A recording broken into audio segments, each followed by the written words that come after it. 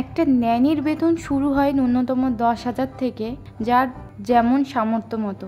ন্যানির কাজ হলো বাচ্চা দেখাশোনা করা, খাবার খাওয়ানো, খাবার তৈরি করা, গোসল করানো, শৌচানো।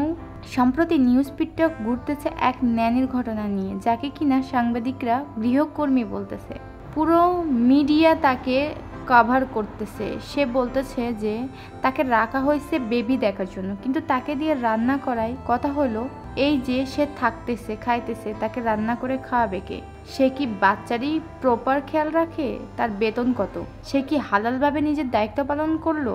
যদি এইটাও ভুয়া কথা, কারণ পরিমণির বাসায় 4-5 জন ন্যানি থাকে বাচ্চার সাথে থাকার জন্য, আর 2 জন কাজের বুয়া থাকে যারা রান্না বান্না করে, আর গেস্ট আসলে পরিমণি নিজেই রান্না করে। শ্বশুর বাড়ির বুয়া যেমন নিজেকে শাশুড়ির থেকেও বেশি কিছু মনে করে, সেম দেখলাম নায়িকা বাসায় কাজের লোক ন্যানি গৃহকর্মী সে নিজের বড় নায়িকা মনে করতেছে, আর তাকে প্রশ্রয় দিচ্ছে সংবাদ মাধ্যম।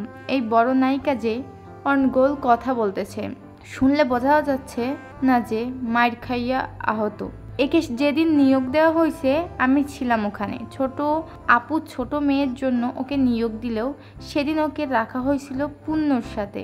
সে বাচ্চার খেয়াল রাখতেই পারিশ্রমিক পাবে, কিন্তু তার খেয়াল থাকে বাচ্চা ছাড়া বাকি সবার দিকে। চোখের সামনেই পূর্ণ পড়ে যাচ্ছে, ব্যথা পাচ্ছে, কিন্তু সে ব্যস্ত আশেপাশের এনভায়রনমেন্ট নিয়ে।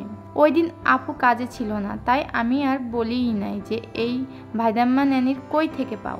আচ্ছা, এই যে মিডিয়ার সব নিউজে প্রচার করা হচ্ছে গৃহকর্মীর গায়ে হাত তুললেন পরিমণি, কিন্তু কোন দিন তো নিউজ দেখলাম না যে গৃহকর্মীকে নিজের বিছানায় ঘুম পড়ান পরিমণি, গৃহকর্মীকে নিজে রান্না করে খাওয়ালেন পরিমণি, গৃহকর্মীকে নিজের গায়ের কম্বলটাও গায়ে দিয়ে দিতেন পরিমণি। বলবেন তো যে মায়ের সাথে এগুলো কেন কম্পেয়ার করতেছে? বলতেছি, যেই কর্মজীবী মায়েরা বাচ্চাকে গৃহকর্মী বা ন্যানির কাছে রেখে কাজে যান, তারা জানে যে তারা ওই ন্যানির কাছে জিম্মি, কারণ তার সাথে যদি একটু বাক বিতর্কতাও হয় ওই ঝাল মেটাবে বাচ্চার উপর। তাই তাদের সাথে এই ভয়েই কেউ কিছু বলে না। আর এইদিকে পরিমণি তো এদের নিজের পরিবারই মনে করে, মায়ের দেওয়া তো দূরে পড়ে। এই যে মায়ের গল্পটা বলতেছে সাজিয়ে গুছিয়ে, শোনাই বোঝা যাচ্ছে কত বড় নাটক। আর কাজের বুয়ারা যে জন্মগত মৃত্যুক সেটা ঘরে ঘরে সবাই জানে, তাই অযথা অপপ্রচার না করে সত্যতা খুঁজুন।